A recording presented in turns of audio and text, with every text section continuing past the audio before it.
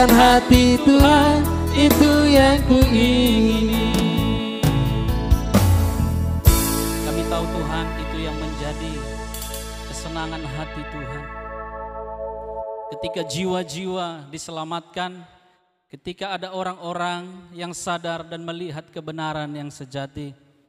Kami bersyukur Tuhan, punya Allah yang sungguh penuh kasih. Engkau Allah yang rela mati, mau menebus dosa kami. Terima kasih Bapa, buat pengorbanan kebaikan yang sudah Tuhan nyatakan di dalam kehidupan kami. Sesungguhnya kami orang yang tersesat, kami tidak mampu, kami akan binasa, tetapi Tuhan memberikan kasih yang sejati. Begitu besar kasih Engkau Tuhan, sehingga Engkau rela datang ke dunia dan merelakan anak-Mu untuk menjadi tebusan bagi kami semua. Terima kasih Tuhan. Untuk itu Bapa, biarlah hari ini Tuhan kami buka hati kami. Kami mau bersama-sama diberkati oleh kebenaran firman Tuhan.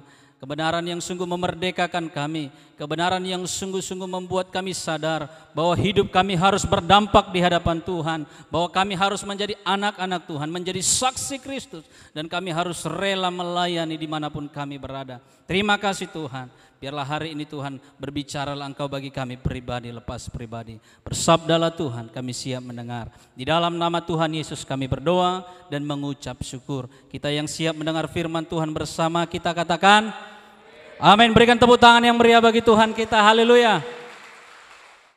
Saya sapa kita semua. Shalom. Tuhan melihat bahwa dunia ini sudah jatuh. Kalau saudara hidup pada zaman Nabi Nuh, Tuhan peringatkan, tapi mereka tak dengar. Lalu Tuhan bilang, cuman kaulah Nuh yang berkenan di hadapanku. Bangunlah sebuah apa? Bahtera. Saudara, Tuhan tidak pernah senang dengan situasi yang sulit, situasi yang urgent. Situasi yang sulit bukan kalau tidak punya uang bagi Tuhan. Situasi yang sulit bukan tidak punya jabatan bagi Tuhan. Situasi yang sulit kalau manusia sudah hidup dalam dosa. Itulah yang disebut dengan sudah urgent bagi Tuhan. Lalu Tuhan bilang kepada Nabi Nuh, bikinlah bahtera. Sampai orang-orang pada zamannya bilang, naritik do si Nabi Nuh. Masa dibuat kapal di atas gunung. Hari ini saya mau katakan saudara, Tuhan lihat kita dan Tuhan mau katakan kepada kita, ini zaman sudah mau berlalu. Mari kita bertobat. Yohanes berseru, ya kan? Bertobatlah, kerajaan Allah sudah dekat. Tuhan lihat ada banyak hal yang kurang beres di tengah-tengah dunia ini. Makanya hari ini saya sampaikan firman Tuhan ini. Kenapa? Saya mau ajak kita melihat bagaimana Tuhan melihat dunia ini. Bagaimana Tuhan melihat keadaan dunia ini. Hari ini kita akan belajar firman Tuhan supaya kita mengerti Tuhan rindu punya perubahan. Kita punya perubahan di dalam hidup ini. Katakan amin. Tuhan rindu kita punya sesuatu hal yang baru, ya, sesuatu gaya hidup yang baru, sebuah power yang baru. Jangan biasa-biasa saja. Kalau nggak pernah dengar firman Tuhan, memang ya sudahlah.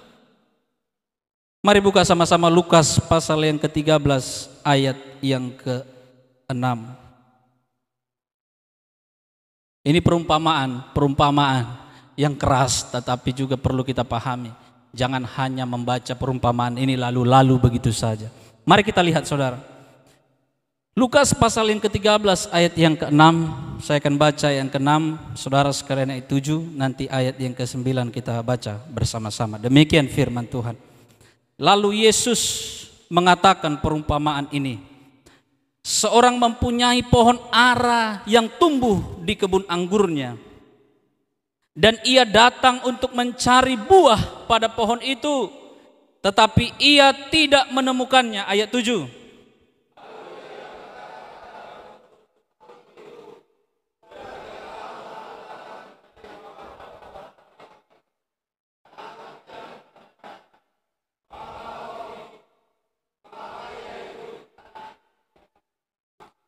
Jawab orang itu, Tuhan, biarkanlah dia tumbuh tahun ini lagi.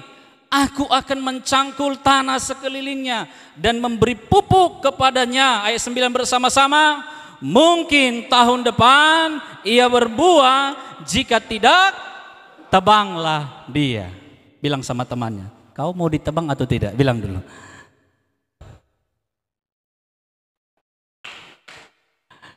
Halo, bilang dulu, saya tidak mau ditebang.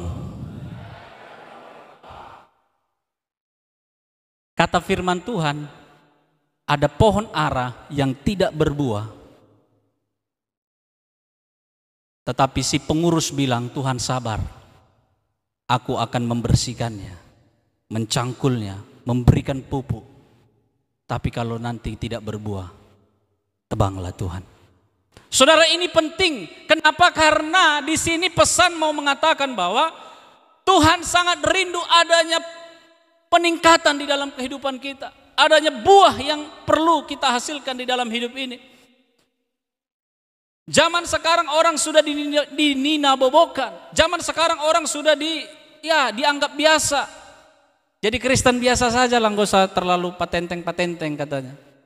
Jadi Kristen yang lazim sajalah, ya datang ke gereja hari Minggu, pulang gereja. Ada istilah Kristen tomat, ya kan? Minggu tobat, Senin kumat, ya kan? Bilang dulu, kaunya itu, bilang dulu sama temannya. Macam kaunya itu kita tengok, ya kan? Minggu tobat, Senin kumat. Tetapi hari ini saya mau katakan saudara, kita perlu evaluasi diri, melihat diri kita. Jangan hanya biasa-biasa saja, ya kan? Siapa namamu? Markus, udah pasti Kristen, ya, udah pasti opungmu Kristen. Jangan mau biasa-biasa saja. Tapi hari ini firman Tuhan mengingatkan Tuhan butuh kita menghasilkan buah. Kita punya sesuatu hal yang kita bisa persembahkan kepada Tuhan. Pertumbuhan iman, pertumbuhan kerohanian, kita mau berikan kepada Tuhan, berbuah, ya. Berbuah, melodaung, ditabah, ya kan, ditebang. Kalau saudara mau bertumbuh, berbuah, Tuhan masih berikan kesempatan. Katakan amin. Judul kita hari ini adalah Tuhan masih berikan kesempatan. Kesempatan yang sangat luar biasa yang hari ini kita pelajaran. Tuhan beri kita kesempatan. Katakan amin. Inilah baiknya Tuhan. Tuhan masih memberikan kesempatan. Bayangkanlah kalau orang-orang seperti kita lah yang seperti pokok pohon ara ini. Sudah tidak ada lagi waktu, maka kita semua akan ditebang. Saudara, saya mau katakan, saya tidak mau tafsirkan ini terlalu panjang karena ada banyak tafsiran. Tapi minimal saya mau katakan, pohon yang tidak berbuah akan mengecewakan hati Tuhan. Tetapi pohon yang berbuah, itulah pohon yang menyenangkan hati Tuhan. Katakan amin.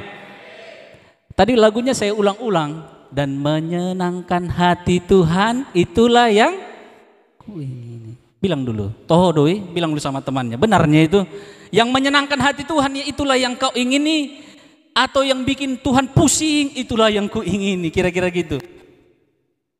Yang menyenangkan hati Tuhan, itu yang ingin. Apa yang menyenangkan hati Tuhan? Tadi lagu sudah jelas, katakan, Tuhan, ini tugas kami. Kami mau melayani Tuhan. Yang menyenangkan hati Tuhan itu tidak sulit saudara untuk kita temukan. Tetapi kita yang mempersulitnya. Saya mau angkat tema hari ini. Tuhan masih berikan kesempatan.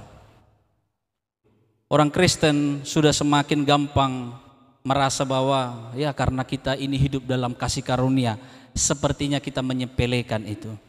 Saudara, bukankah kasih karunia itu justru sangat luar biasa? Bukankah karena kita memang tidak bisa meraihnya, maka Tuhan berikan kepada kita cuma.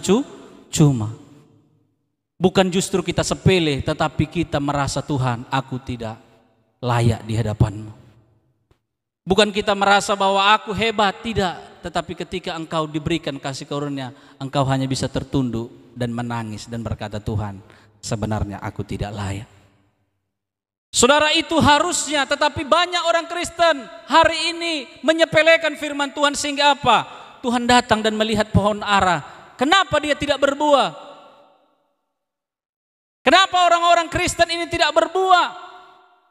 Saya mau katakan, Kalau orang yang tidak berbuah, dia mengecewakan hati Tuhan. Dan ilustrasi ini mengatakan yang tidak berbuah akan ditebang. Tetapi syukur pada Allah. Mari kita baca sama-sama ayat yang ke-8. Ayat yang ke-8 kita baca sama-sama. 2, 3, ya. Jawab orang itu, Tuhan, biarkanlah dia tumbuh tahun ini lagi. Stop. Garis bawahi kata tahun ini lagi. Saya kasih poin pertama, saudara.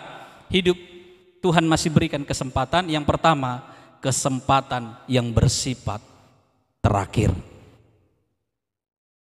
Kesempatan yang Tuhan berikan sifatnya terakhir. Sifatnya mendesak. Sifatnya adalah kesempatan yang tidak panjang. Jangan pikir, wah nanti Tuhan.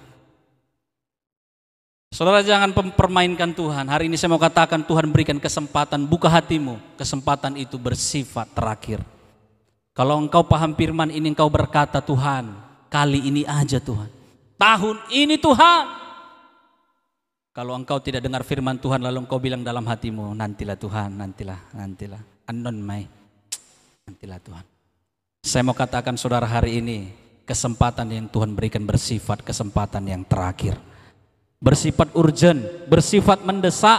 Si Tuhan ini berkata kepada Tuhannya, Tuhan, tahun ini. Saudara, saya mau tantang saudara, beranikah engkau berkata sama Tuhan, Tuhan, tahun ini. Janganlah dulu minggu ini, janganlah dulu bulan ini. Tuhan, tahun ini. Jangan saudara langsung bilang amin. Tapi saudara, saya mau saudara renungkan dulu. Saudara, bisakah bilang sama Tuhan, Tuhan, tahun ini. Tangkap firman Tuhan hari ini, saudara. Pahami firman Tuhan bahwa Tuhan rindu kita menghasilkan buah. Tuhan tidak senang kalau kita hanya menjadi Kristen yang biasa-biasa saja. Tuhan tanya kepada kita, hei, kenapa kamu tidak berbuah? Kenapa kamu tidak menghasilkan buah? Saudara jawab, tebanglah dia. Saudara bilang sama Tuhan, tahun ini Tuhan. Kalau kau punya komitmen di hadapan Tuhan, Tuhan akan buka jalan. Katakan amin. Tahun ini Tuhan, sampaikan imam kepada Tuhan. Bernazar kalau kata orang. Jangan takut bernazar, jangan takut berjanji kepada Tuhan. Karena, ya kan, memang umumnya manusia itu gampang berjanji, gampang mengingkari. Kau yang berjanji, kau yang memulai, kayaknya tahu lagunya ya. Nah saudara, ini penting, kenapa? Karena kalau kita berjanji kepada Tuhan, kita respon firman Tuhan, kita tangkap firman Tuhan, ya. Diberkatilah orang yang mengandalkan Tuhan, yang menaruh harapannya kepada Tuhan. Terkutuklah orang yang mengandalkan saudara mau mengandalkan siapa sekarang? Mengandalkan Tuhan atau diri sendiri? Kalau mengandalkan Tuhan, hari ini katakan, Tuhan, aku berjanji, aku mau berbuah. Katakan amin. Sudah berkurang, kayaknya berat Tuhan, ya. Tuhan, aku berjanji, aku mau berbuah. Katakan amin. Masih berat. Kayaknya nantilah Tuhan. Kayaknya mantap ini khotbah Tuhan. Mantap kayaknya. Tapi tunggu dulu Tuhan ya. Kayaknya ini cocok. Tapi tunggulah dulu Tuhan. Masih ada urusanku sama siapa ya. Biar ku gas dulu anak itu ya kan. Tunggu dulu Tuhan nanti. Gak cocok aku berbuah nanti nih Tuhan. Hati-hati saudara. Kalau saudara dengar firman Tuhan, hidup ini ya seperti panako apa katanya? Borngin. Seperti pencuri di malam hari. Lalu saudara bilang nantilah tuh mau main-main kok sama aku, kata Tuhan, kan gitu kan. Saudara, kalau engkau sadar ya, Nikodemus ketika dia sadar, Tuhan hari ini aku dibaptis. Mana mau dibaptis? Di perjalanan juga dia dibaptis. Sakeus ketika mendengar firman Tuhan, dia naik di atas pohon ara, dia bilang, Tuhan hari ini juga datanglah, aku mau makan ke rumah. Kata Tuhan Yesus, hari ini juga dia buka hati. dia berubah total, saudara. Gak ada pertobatan menunggu, saudara. Mungkin saudara buka pikiran dan berkata, nantilah Tuhan, ya kan? Saya mau katakan, ini kesempatan bersifat terakhir. Saudara mau main-main sama Tuhan, silakan. Mau nunggu kapan? Besok, minggu depan, sama saja, saudara. Iblis akan bilang nanti, ya kan? Iblis berbisik, nanti saja, tenang saja, ya kan? Selesaikan dulu ini, masa mudamu masih panjang, nanti dulu. Halo, kalau saudara dengar firman Tuhan hari ini, kalau saudara mau berkomitmen kepada Tuhan, jangan ada kata nanti. Hari ini juga Tuhan, aku berjanji. Tuhan, aku berjanji, aku mau berbuah di hadapan Tuhan. Katakan amin. Iya.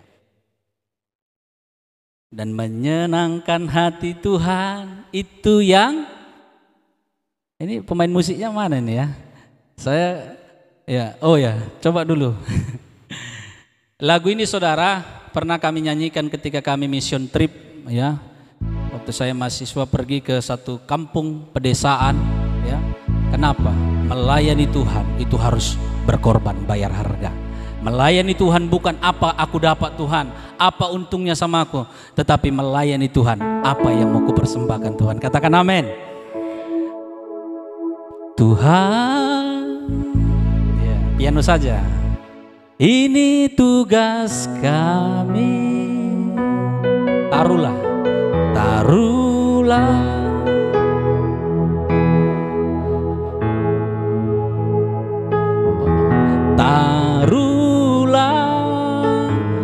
Roh yang rela melayani dan apa?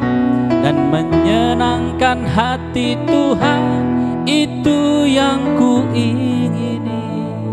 Saudara, kalau saudara dengar firman Tuhan, bukan berarti begini. Ada orang begini, oh mantap firman Tuhan ini, cocok untuk kawanku. Oh mantap firman Tuhan ini, cocok untuk si Anu. Saya pernah melayani di satu gereja. Ya. Ibu-ibu amin, oh, amin, amin. Saya lihat dari belakang, wah, luar biasa. Waktu selesai khotbah, selesai ibadah, saya dekati, luar biasa bu semangatnya. Ya. Khotbah bapak tadi pas sekali bu. Kenapa? Poin 1 cocok untuk pengurus gereja. Hah? Poin 2 cocok untuk orang yang di depan sana pak. Hah? Poin 3 yang di sampingku tadi pak. Terus ibu, kalau aku aman-aman saja pak. Ada orang yang punya kriteria dengar khotbah bukan untuk dia, tapi dibagi-bagi firman Tuhan itu. Oh ini tuh si Anu, cocok ini, biar bertobat dia. Ini tuh, tapi untuk dia.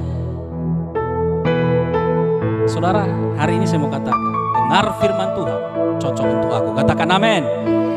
Bilang dulu sama kawan, cocok kali ini sama aku bah. Bilang dulu bah, cocok kali, aku kali ini, bilang dulu. Ini aku kali, gitu dong. Jangan, aduh, nantilah. Saudara, kalau firman agak keras, jangan takut. Kalau tentang berkat, amin, ya kan. Tapi ketika Tuhan bilang, tebanglah dia, ngeri kali, gitu ya. Kok udah main tebang-tebang aja, masih awal bulan ini, ya kan. Saudara, dengar firman Tuhan. Jangan punya prinsip nanti. Yang poin pertama ini, pegang kesempatan Tuhan berikan, tapi bersifat terakhir, bersifat urgent. Tuhan tidak bilang, ya nantilah, kasih banyak kesempatan, tidak. Tapi yang dimohonkan adalah kali ini Tuhan, tahun ini Tuhan. Coba saudara buka hati, bilang sama Tuhan. Saudara tahu nggak, kalau kesempatan yang bersifat terakhir itu cocoknya apa? Kalau udah mau mati. Memang iya. Lalu enak kali berjanji sama Tuhan. Tuhan, kali ini aja Tuhan, kasih ke aku keselamatan, kehidupan. Kalau udah kayak Mas Koki, ya kan, udah itu ya, gini-gini napas kita satu-satu. Wah enak kali lah berjanji sama Tuhan. Tuhan, ampun, ya kan. Jangan sampai saudara harus mengalami itu. Itu maksud saya. Kalau sudah kayaknya nggak ada lagi jalan keluar, cocok kali lah ini Tuhan. Tapi coba kalau lagi enak-enak, lagi semuanya aman, oh Tuhan dilupakan. Nantilah itu Tuhan, Berbuah nantilah itu Tuhan. Saudara, saya mau katakan, anggaplah saudara ada di posisi yang betul-betul sekarat. Jangan seperti orang yang di Toba sana.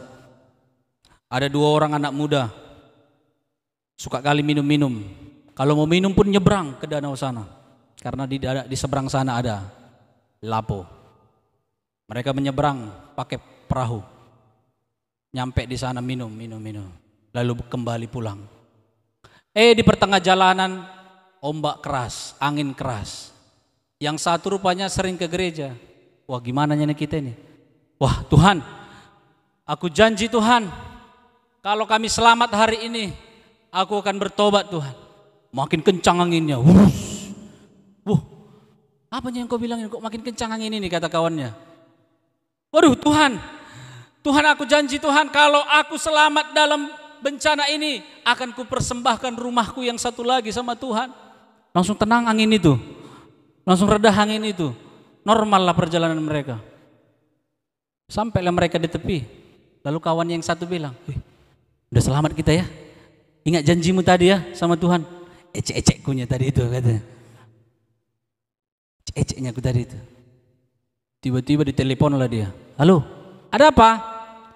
Kau tengok rumahmu yang di sana. Kenapa? Udah habis terbakar.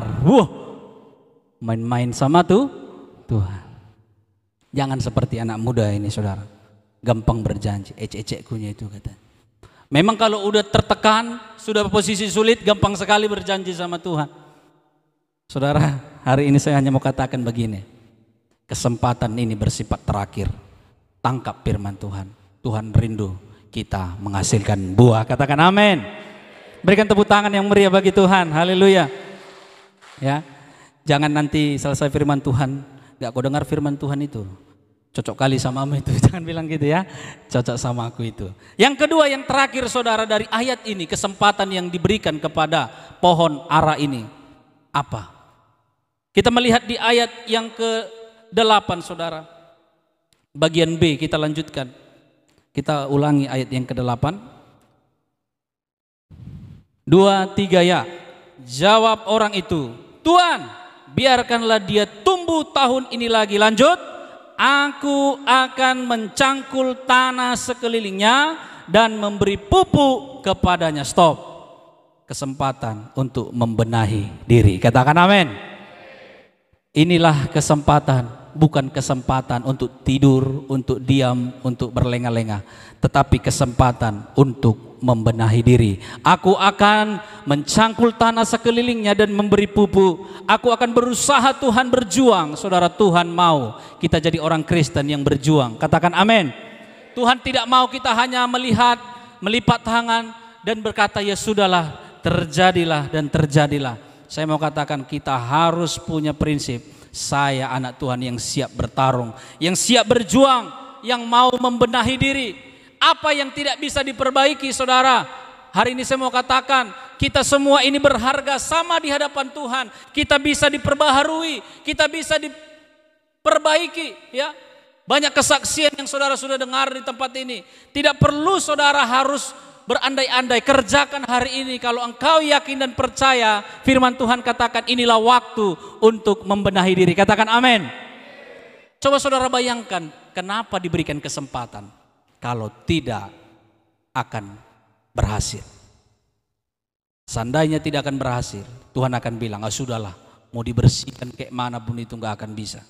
Tapi karena adalah kemungkinan untuk berhasil, makanya Tuhan berikan kesempatan. Berikan tepuk tangan yang meriah bagi Tuhan.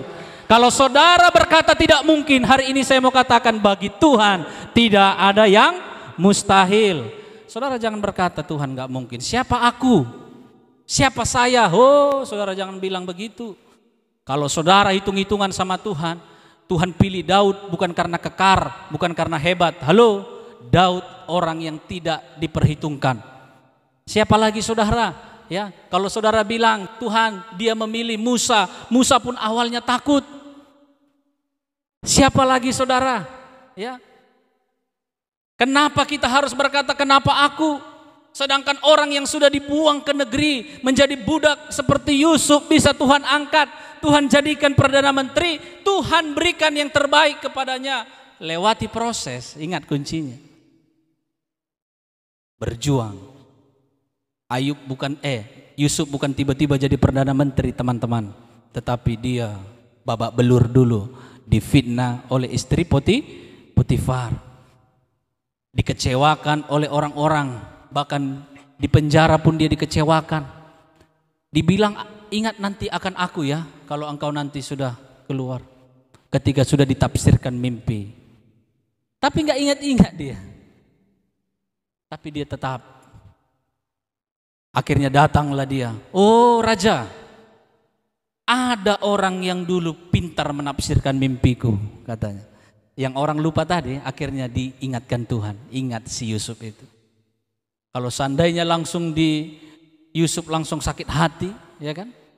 Nggak ada arti. Tapi karena orang itu jugalah, maka raja memanggil Yusuf. Dan Yusuf menafsirkan mimpi raja dan berkata akan terjadi 7 tahun kelimpahan, tetapi juga akan terjadi 7 tahun kelaparan. Yusuf diangkat menjadi Perdana Menteri pada saat itu. Saya mau katakan saudara, kita tidak akan berhasil kalau kita ragu. Kita tidak akan mampu kalau kita pesimis. Tetapi kita pasti bisa kalau kita beriman kepada Tuhan. Katakan amin. Ya, bilang sama Tuhan, temannya, andalkan Tuhan. Andalkan Tuhan, bilang. Bukan kekuatan kita, andalkan Tuhan. Imanmu yang menyelamatkan. Artinya apa saudara? Beriman kepada Tuhan. Ya, ada lagunya itu. Ya, hidupku hanya ditentukan apa? Oh, kataanmu. Saudara, kalau saudara perhatikan firman Tuhan, dengar firman Tuhan, Tuhan bilang, aku membuat kepadamu hari depan yang penuh harapan. Rancangan Tuhan adalah rancangan damai sejahtera. Aminkan firman Tuhan. Saudara, hari ini menutup khotbah, Tuhan berikan kita kesempatan untuk membenahi diri. Apa yang perlu dibenahi saudara? Tanya Tuhan, berserah kepada Tuhan. Kalau tanaman harus dicangkul, diberikan pupuk, saudara, apa yang perlu engkau perbaiki dalam dirimu? Berserah kepada Tuhan. Mulai dari hal yang kecil, saudara. Ketika Simon Petrus menyangkal Yesus, Tuhan ingatkan dia, engkau akan menyangkal aku sebelum ayam berkokok, engkau sudah menyangkal aku 3 kali. Saudara, saya mau katakan, setelah itu teringatlah Petrus bahwa dia menyangkal Yesus. Lalu Petrus bertobat. Tuhan, ternyata bukan hanya di mulut, harus ada tindakan. Lalu Petrus melayani Tuhan. Kisah para Rasul mencatat Petrus berkhotbah dan banyak orang bertobat. Katakan amin. Saudara, kadangkala kita cepat. Ketika Tuhan bilang, aku akan diserahkan, Petrus yang jawab pertama, Tuhan jangan sekali-kali. Mereka harus melangkahi saya dulu, mati pun aku rela untukmu. Tapi Tuhan bilang, aduh anakku, sebelum ayam berkokok, engkau menyangkal aku 3 kali. Saudara, saya mau katakan, mungkin hari ini saudara berkata, Tuhan, mungkin kita Petrus yang keberapa, tapi saya mau katakan, mari hari ini benahi diri. Mungkin berapa tahun yang lalu engkau sudah pernah berjanji kepada Tuhan. Hari ini ingat, berjanji, berkomitmen kepada Tuhan, berbuah. Buah itu ada 3 kalau kita belajar firman Tuhan. Yang pertama buah pertobatan, yang kedua buah roh, yang ketiga adalah buah berkarya di hadapan Tuhan, melayani Tuhan. Buah roh berbicara, buah pertobatan itu berbicara ketika engkau lahir baru. Tapi tidak stop saudara, bukan berarti ketika engkau lahir baru lalu engkau langsung jadi orang yang hebat. Tetapi engkau melewati proses meraih buah roh, kasih, sukacita, kesabaran, kemurahan, kelemah lembutan, kebaikan, penguasaan diri. Dan itu tidak bisa hitungan. dan hitungan waktu yang sebentar. Untuk merubah orang yang pemarah menjadi lemah lembut, itu butuh waktu, saudara. Untuk merubah orang yang gampang mengecewakan orang menjadi orang yang murah hati, itu gak gampang, saudara. Saudara perlu proses. Tapi saya mau katakan, persembahkanlah buah kepada Tuhan. Bilang sama Tuhan, Tuhan, aku mau persembahkan buah yang manis kepadamu. Kalau engkau berkata, Tuhan, hari ini khotbah ini cocok untuk aku, jangan bilang, Tuhan, sulit. Mari kita bersama-sama berjuang. Buah apa yang perlu kau persembahkan kepada Tuhan? Buah pertobatan kah? Buah roh kah? Karya-karya dalam melayani Tuhan, persembahkan kepada Tuhan. Saya tutup khotbah hari ini dengan berkata, saudara, Tuhan masih berikan kesempatan. Katakan amin. Berikan tepuk tangan yang meriah, bangkit berdiri. Kita katakan kepada Tuhan, ini tugas kami. Kita bernyanyi bersama-sama.